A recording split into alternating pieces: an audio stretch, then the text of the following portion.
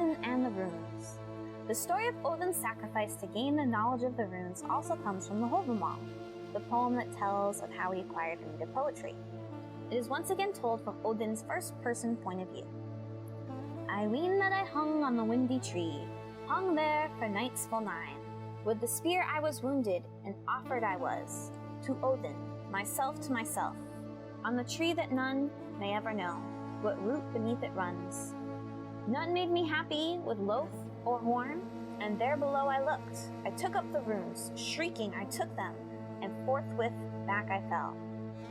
The windy tree in this poem is the Yggdrasil, also known as the world tree. It is the center but also the structure of the cosmos in Norse mythology. Odin does not sacrifice himself, but he uses it to make the sacrifice to himself. He hangs for 9 nights injured but also fasting. Davidson says that this theory recalls the grim record of victims stabbed in the name of Woden or Odin, said to be left hanging from the trees around the temple of the gods at Uppsala. This story is more ritualistic than Odin's sacrifice of his eye. Even though an eye is precious, Odin's sacrifice in this story has more weight and to me is more significant.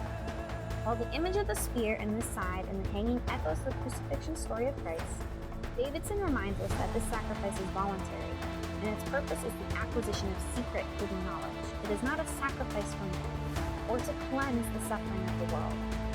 Runes represent not just the writing system, but magical lore in Nordic mythology. This story is not as cinematic as the previous story of Odin and the need of poetry, but it shows Odin's dedication and perseverance in seeking and gaining knowledge. Now that I've connected Odin to the ideas of wisdom and knowledge, let's explore the possibility that he lives on in other storytelling traditions.